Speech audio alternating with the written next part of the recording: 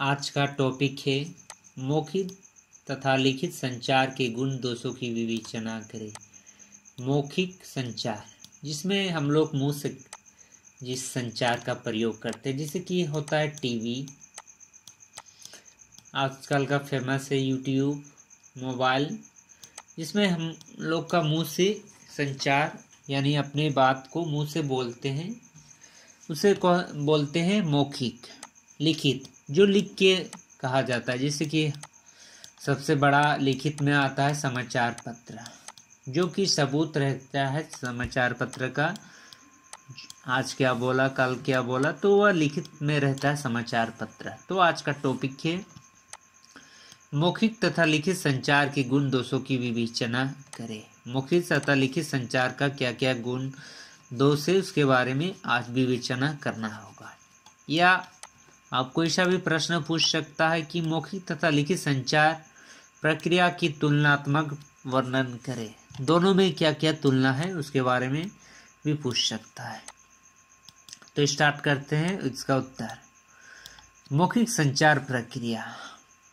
संचार प्रक्रिया के अंतर्गत जब संदेश को मुंह द्वारा बोलकर भेजा जाता है उसे मौखिक कहते हैं। जिसे इस जगह टॉपिक आता है, जब संदेश को मुंह द्वारा बोलकर भेजा जाता है तो उसे मौखिक संचार कहते हैं। यानी कि मुंह द्वारा बोला गया संचार को हम लोग मौखिक संचार कहते हैं,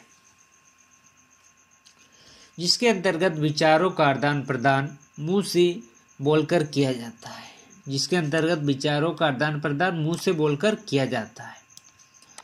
इस प्रकार के संचार संदेश को भेजने वाला तथा संदेश प्राप्त करने वाला दोनों व्यक्ति आमने सामने होते हैं। जिससे मौखिक में दो व्यक्ति आमने सामने होते हैं, जो बोलता है वो भी, जो उसका उत्तर देता है वो भी आमने सामने होता है। मौखिक संचार के अनेक साधन हैं, जैसे बातचीत द्वारा, साक्षात्कार जो कि इंग्लिश में इंटरव्यू है, रेडियो द्वारा, भाषण द्वारा, टेलीफोन द्वारा आदि। इन साधनों के माध्यम से संदेश पाने वाला व्यक्ति संदेश के साथ साथ संदेश देने वाला व्यक्ति की शारीरिक भाषा का भी ज्ञान कर सकता है। जैसे कि कोई क्या बोल रहा है, उसका बॉडी लैंग्वेज क्या है, उसका भी ज्ञान कर सकता है। मौखिक संचार में संदेश प्राप्त करता संदेश का अर्थ या उसका अर्थ में लगा सकता है। जैसे कि अपने बोलते समय उसका बॉडी लैंग्वेज कैसा है, उसमें वह पता लगा सकता है कि वह क्या बोलना चाह रहा है, किस भाव से बोलना चाह रहा है, जो अर्थ संदेश भेजने वाला का रहा है। क्योंकि संदेश में कुछ भी समझ में न आने पर संदेश प्राप्त करता संदेश भेजने वाले व्यक्ति से संदेश के बारे में प्रश्न पूछ सकता है। वाइले के अनुसार मौखिक संचार की प्रक्रिया के अंतर्गत सर्वपल्ली है, क्योंकि इस प्रकार के संचार में शब्द के साथ साथ शारीरिक भाषा का भी प्रयोग किया जाता है, जिससे संदेश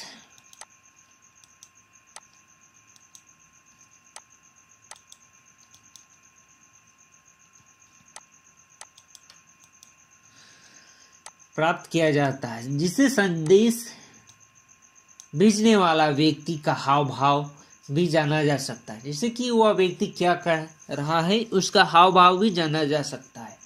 आज के युग में व्यवसाय के अंतर्गत संचार के अति महत्वपूर्ण स्थान है, क्योंकि प्रबंध के प्रतिदिन अपने दैनिक कार्य से संबंधित निर्णय लेने पड़ते हैं, जिससे प्रबंधकों द्वारा दिए गए निर्णयों को अपने अधीनस्थ तक पहुंचाने के लिए संचार की आवश्यकता होती है। प्रबंध जो अपने नीचे की अधीनस्थ तक पहुंचाने के लिए संचार की आवश्यकता होती है।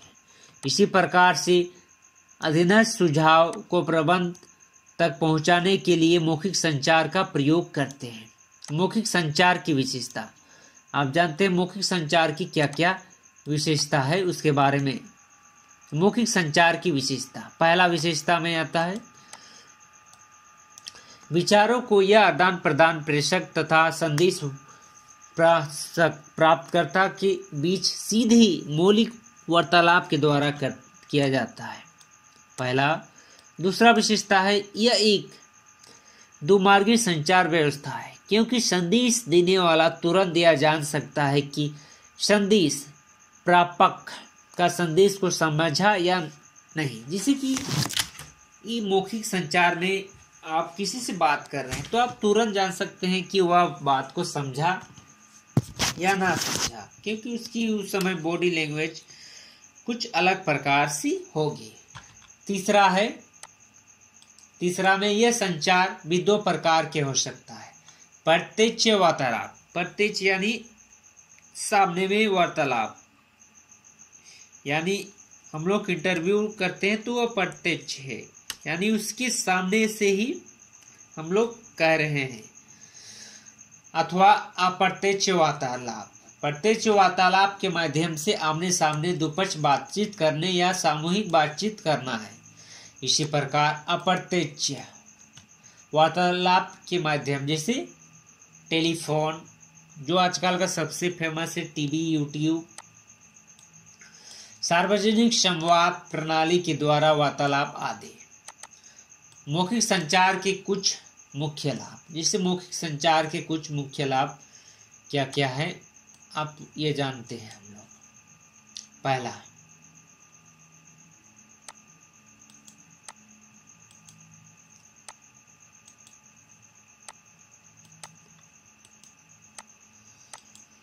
मौखिक संचार के लाभ जानते हैं।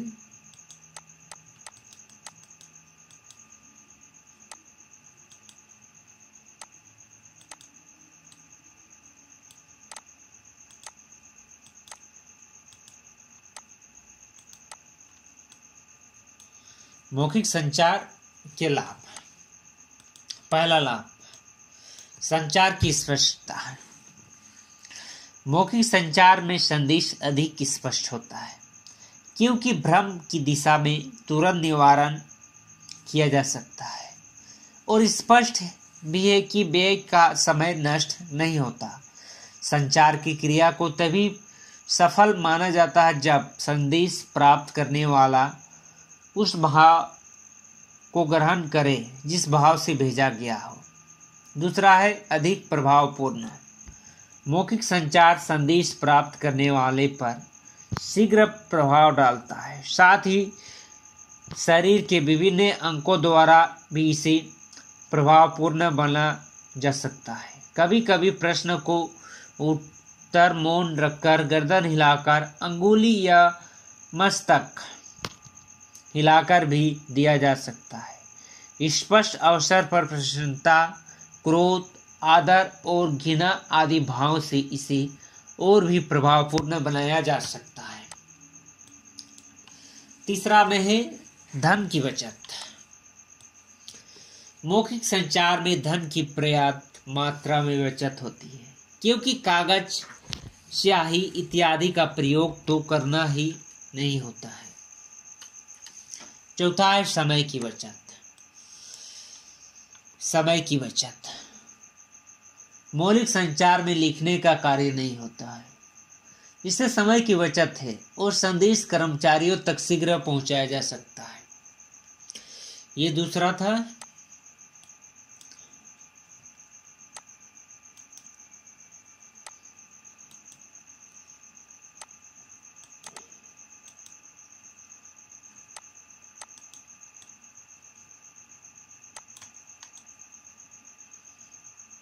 पांचवा में है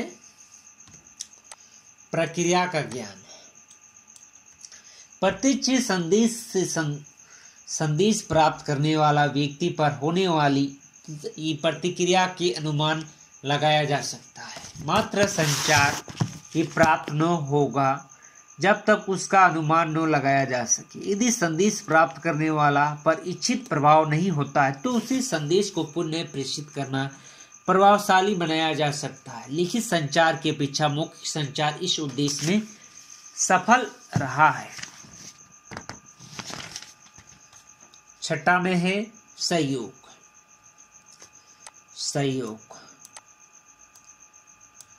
मौखिक संचार में प्रबंध एवं कर्मचारी आपस में व्यक्तिगत संपर्क में आते हैं, आपस में एक साथ ही आते हैं, व्यक्तिगत संबंध में, आपस में व्यक्तिगत संबंध में आते हैं, जिसमें अनौपचारिकता संगठन को जन्म देता है, जिससे कि पारस्परिक सहयोग और अधिक बढ़ सकता है। दूसरा है मौखिक संचार के दोष। आप जानते हैं मौखिक संचार में क्या क्या दोष है और हमें क्या क्या दोष मौखिक संचार में झेलना पड़ता है। पहला दोष है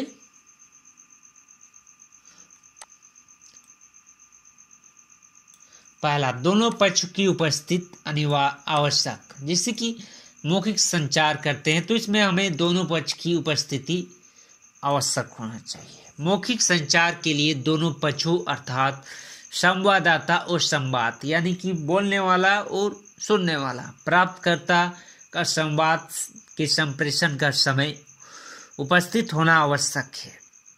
यदि किसी समय संवाददाता प्राप्तकर्ता उपलब्ध न हो तो मौखिक संचार संभव नहीं है।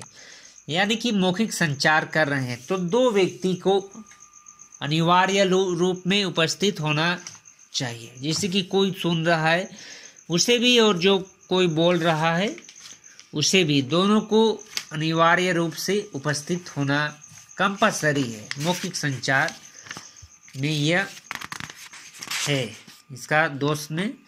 दूसरा है लिखित सातत्य का अभाव, साक्ष्य यानी कि लैक ऑफ प्रूफ।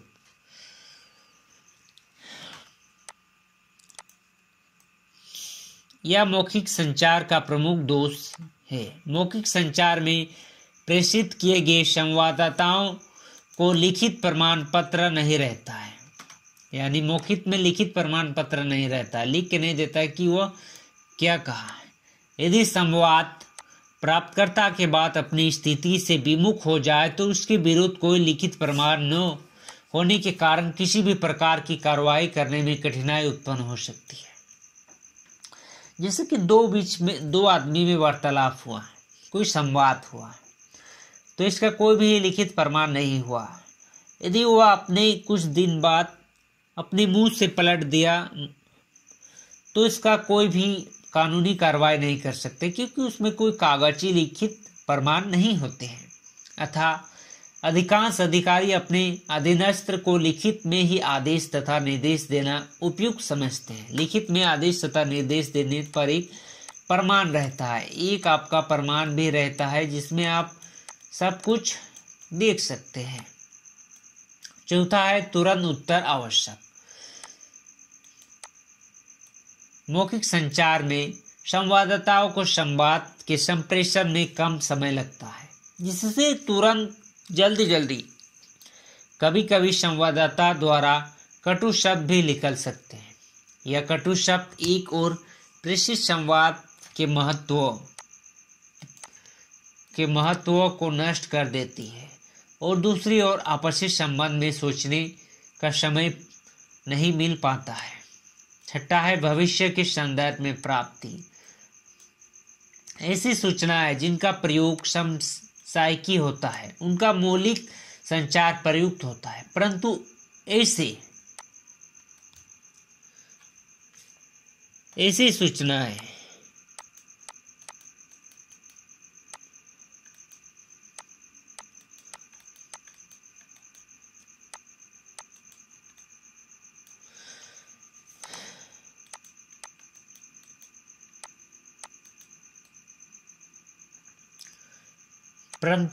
सूचनाएं जो कि व्यवसाय या भावी संदर्भ के लिए आवश्यक होता है के लिए मौखिक संचार सर्वदा अनुपयुक्त होता है। किसी संस्था के प्रबंधकों द्वारा किए गए निर्णय निर्धारित की गई नीतियां भविष्य की प्रबंधों एवं कर्मचारियों की मार्गदर्शन करती है, अतः इनकी संचार मौलिक रूप में नहीं किया जा सकता है।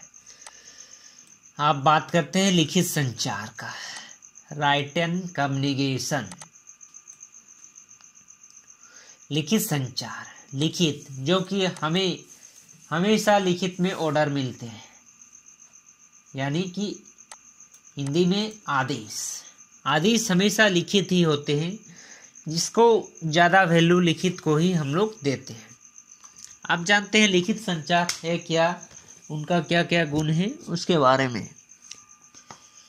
लिखित संचार के अंतर्गत विचारों के आदान प्रदान मुंह से बोलने की अपेक्षा लिख कर किया जाता है। जिसे लिखित संचार के साधनों में समाचार पत्र, पत्र पत्रिकाएं, रिपोर्ट, सूचनाएं आदि शामिल होते हैं। लिखित संदेश वाहक करते समय इस बात का पूरा ध्यान रखा जाना चाहिए कि जो संदेश प्रेषित किया जाए कहीं उसका अर्थ न बदल जाए। इसके लिए संदेश वाहक की प्रक्रिया में सरल तथा छोटे छोटे शब्दों में का प्रयोग किया जाता है, जिसके अंतर्गत किसी भी बात को घुमा फिरा कर नहीं कहना चाहिए। यदि आवश्यक हो तो विभिन्न चार्टों का भी प्रयोग किया जा सकता है। लिखित संदेश वाहक के अंतर्गत व्यक्तियों को संबंधित करने के लिए तुम तथा वो जैसी शब्दों का प्रयोग करना चाहिए। लिखित संदेश वाहक होने के कारण संदेशों का प्रमाण रूप से भविष्य में रखा जा सकता है, यानी ये है सबसे मेन पॉइंट। भविष्य में उसे रखा जा सकता है लिखित में भविष्य में कोई भी कब भी कोई गड़बड़ हुआ तो उसे रखा जा सकता है और फिर से निकाल के उस पर हमें विचार कर सकते हैं, जिसकी आवश्यकता पड़ने पर इन संदेश वाहक को दोबारा देखा जा सके। लिखित संदेश वाहन में शब्दों का चुनाव सोच समझ कर किया जाए तथा ऐसे शब्दों का प्रयोग है जिनका अपना एक अर्थ हो। लिखित संदेश वाहन करते समय जहां तक संभव हो संदेश को छोटे छोटे वाक्य में अलग अलग करके लिखना चाहिए, जिससे संदेश प्राप्तकर्ता संदेश का अर्थ सुगमता पूर्वक लगा सके। आधुनिक युग में लिखित संदेश वाहक का महत्व अधिक बढ़ गया है। लिखित संचार का मुख्य विशेषता क्या क्या है?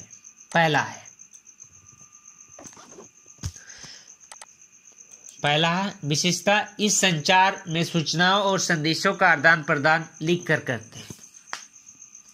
लिखित में आदान प्रदान हम लिख कर करते हैं, जबकि मौखिक में हम लोग किसी भी सूचना का बोल कर करते हैं। दूसरा विशेषता है यह संचार अधिक औपचारिक होता है। इनको अनदेखा नहीं किया जा सकता है। ये मेन पॉइंट है, ये औपचारिक होता है और इसे अनदेखा नहीं किया जा सकता है। जैसे कि लिखित को अनदेखा नहीं किया जा सकता है, ये इसका मेन पॉइंट है। कोई भी इसे अनदेखा नहीं कर सकता क्योंकि ये लिखित होता है। तीसरा पॉइंट है यह संचार भी दो प्रकार का होता है।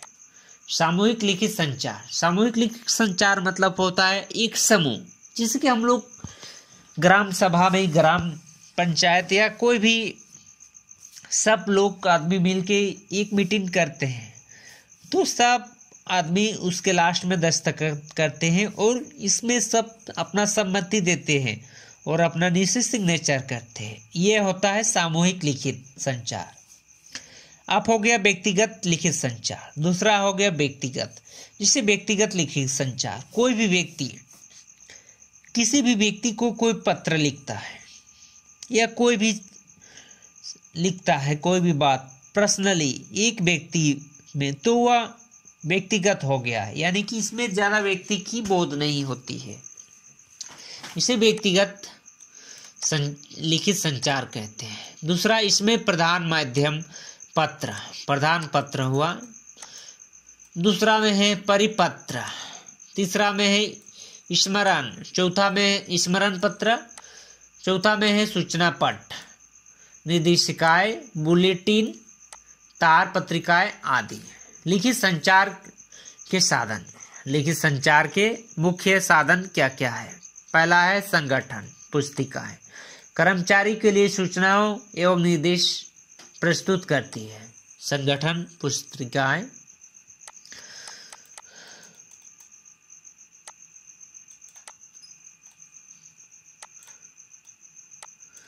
दूसरा है व्यवसायी।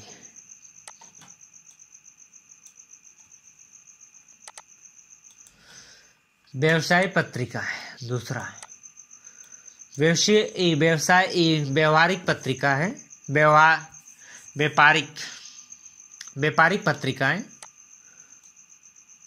व्यापारिक पत्रिका है। ये दुमार्गीय संचार का काम करती है। दुमार्गिक संचार मतलब इधर से भी गया और उधर से भी आया। इसमें प्रकाशित लेखों से कर्मचारियों का नाना प्रकार की सूचनाएं प्राप्त होती है।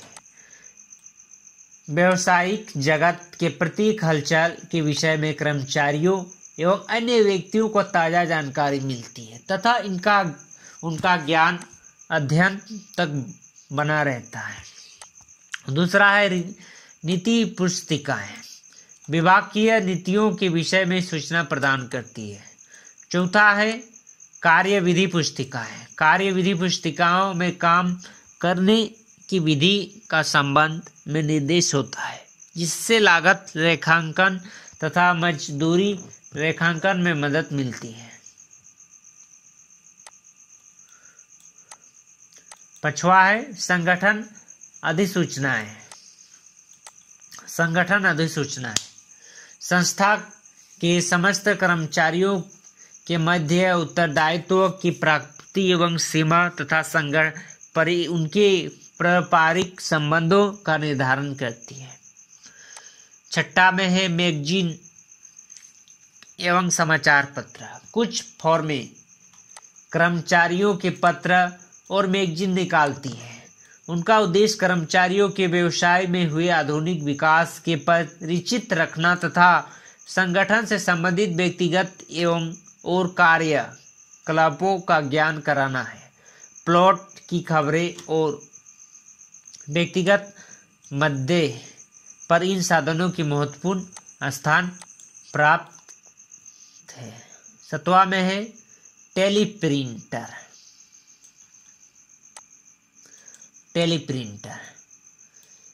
अतिरिक्त एवं बाह्य दोनों प्रकार के प्रयोग किए जाते हैं। आठवां है बुलेटिन, हैंडबॉक्स और डायरी।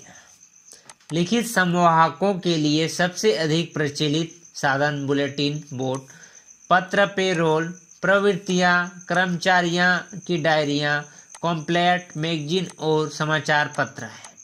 लिखित समाचार के मुख्य लाभ क्या क्या लिखित समाचार पत्र के लाभ है वो जानेंगे। पहला है सही संदेश, करेक्ट मैसेज। चूंकि लिखित संदेश काफी सतर्कता से तैयार किया जाता है, उसे जारी करने से पूर्व पूर्ण जांच की जाती है, जिससे उसमें गलती होने की संभावना बहुत ही कम रहती है। जिससे कि कोई भी लिखित पत्र ऑर्डर तुरंत गलत नहीं हो सकती, क्योंकि उसे पूरी तरह जांच करने के बाद ही प्रकाशित किया जाता है। दूसरा है पूर्णता। लिखित संदेश चूंकि काफी समझ बूझ कर लिखा जाता है, जिससे सभी आवश्यकताएं बातें इसमें सम्मिलित कर ली जाती है और संदेश में पूर्णता रहती है। तीसरा है लिखित प्रमाण। लिखित संदेश भविष्य के संदर्भ में लिखा के लिए रखा जा सकता है। यदि भविष्य में मतभेद हो जाता है तो मामले इसी आधार पर निपटाया जा सकता है। चौथा, कम खर्च। यदि संदेश प्राप्त करने वाला व्यक्ति दूरी पर रहता है तो मौखिक संचार के पीछा हुआ साधन मितव्ययी है, क्योंकि डाक व्यवसाय नाम मात्र का ही होता है, डाक द्वारा जाता है। तो अब पांचवा है अनेक व्यक्तियों को एक साथ जोड़ना।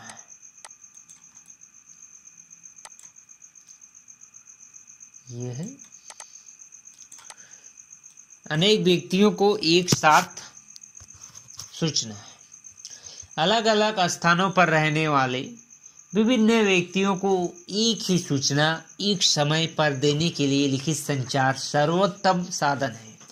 यद्यपि मौखिक संचार में भी समस्याएं, सभाएं, सम्मिलित आदि के द्वारा अनेक व्यक्तियों की उपस्थित होना आवश्यक होती है, अतः यह संसाधन की अधिक उपयोग होता है। जैसे कि अनेक व्यक्तियों का एक साथ सूचना, ये मेन टॉपिक में एक टॉपिक आपको कवर करता है। जैसे कि हम लोग कहते हैं, एक बार कोई भी कंपनी का विज्ञापन निकालता है तो वो पेपर में दे देता है, तो एक साथ लाखों करोड़ों आदमी को पास वह पेपर पहुंच जाता है, तो एक साथ सभी आदमी को वह सूचना मिल जाती है और साधन का उपयोग हो जाता है। लिखित में यह होता है, मौखिक में भी होता है, लेकिन उसका सभा में आना अनिवार्य होता है। कोई सभा हो रही है, किसी चीज का विज्ञापन हो रही है, तो उसके साथ आना आपको अनिवार्य होगी। सभा खत्म होने के बाद वह विज्ञापन भी खत्म हो जाती है। छठा है व्यक्तिगत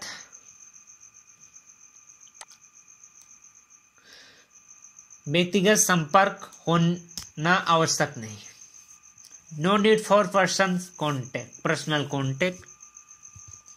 जैसे मौखिक में आपको व्यक्तिगत कांटेक्ट होना चाहिए, संपर्क होना चाहिए, जबकि आपका लिखित में व्यक्तिगत संपर्क नहीं होने से भी चलेगा। मौखिक संचार की भांति लिखित संचार में प्रत्यक्ष से संचार आवश्यक नहीं है। प्रत्यक्ष माने आप सामने होना आवश्यक नहीं है, क्योंकि इसमें अधिकारी संदेश लिखकर संबंधित व्यक्ति के पास भेज देते हैं और वह व्यक्ति आकर उस संदेश को कभी भी पढ़ सकता है। आप इसका दोष क्या क्या है, लिखित का दोष क्या क्या है? लिखित के निम्नलिखित दोष है, हम जानते हैं इसके दोष क्या क्या है। लागत अधिक होना है। जैसे कि कोई भी लिखित समाचार पत्र करता है तो उसे लागत मौखिक के तुलना में ज़्यादा होता है। उसे अपना पेपर प्लेट कंप्लेट बटाना होता है, टाइपर से लिखाना होता है, प्रिंटिंग कराना होता है, जिसकी तुलना में मौखिक की तुलना में यह ज़्यादा है एक अनुसार, तो लागत अधिक होना पहला पॉइंट आता है। मौखिक संचार की अपेक्षा यह पद्धति अधिक खर्चीला है। जैसे कागज की, स्याही की, टाइप का व्यय एवं संदेश तैयार करने वाले कर्मचारी का वेतन इत्यादि के रूप में काफी व्यय आता है। देखिए यह काफी व्यय वाला है। साथ ही लिखित संदेश की प्रतिलिपि सुरक्षित रखने में भी संस्था का आवश्यक व्यय होता है। जैसे कि कोई भी सामान सुरक्षित रखने के लिए गोदाम, स्टोर रूम चाहिए, कागज चाहिए, उसको देखरेख के लिए गार्ड की आवश्यकता होती है। दूसरा में है समय की अवयव। मौखिक संचार की अपेक्षा यह पद्धति समय का अधिक अवयव करती है। संदेश को लिखने और अधिकारियों के हस्ताक्षर करने में काफी समय नष्ट हो जाता है, जो नुकसान देती है। तीसरा में है आपातकाल में अनुपयुक्त। आपातकाल में अनुपयुक्त तीसरा, और ये टॉपिक है तीसरा में आपातकाल में अनुपयुक्त। आपातकाल स्थिति में यह प्रणाली बिल्कुल अनुपयुक्त हो जाती है, क्योंकि आपातकाल हो गया, कोई भी वायरस इफेक्ट हो गया, तो इसमें कौन समाचार पत्र एक जगह से दो जगह ले जाएगा। तो इसके लिए क्योंकि लिखित संचार में संदेश पहुंचाने में काफ़ी समय लग जाता है, जैसे काफ़ी समय लग जाता है। आपातकाल में यह कैसे कोई नहीं ले जा सकता है और दूसरों के पास पहुंच भी नहीं सकता है। लास्ट टॉपिक है गोपनीयता का अभाव। इसमें कोई भी गोपनीयता नहीं होती है, जैसे कि कोई किसी को कोई बात नहीं कहना चाहता, लेकिन लिखित में तो सब बात को सबके सामने अपने अभिव्यक्ति को बोलना ही पड़ेगा। इसीलिए मौखिक संचार की अपेक्षा इस पद्धति में गोपनीयता का अभाव पाया जाता है। लिखित संदेश चूंकि अनेक कर्मचारियों के हाथों से होकर गुजरता है, जिससे चाहते हुए उसकी गोपनीयता नहीं रखी जा सकती है। तो ये टॉपिक था आपका मौखिक तथा लिखित संचार के गुण दोष की विवेचना या लिखित तथा मौखिक संचार में तुलनात्मक वर्णन। यह आपको संचार से संबंधित जितने भी पत्रकारिता या हिंदी से संबंधित जितने भी एग्जाम है उसमें आपको पूछ सकता है ये प्रश्न है।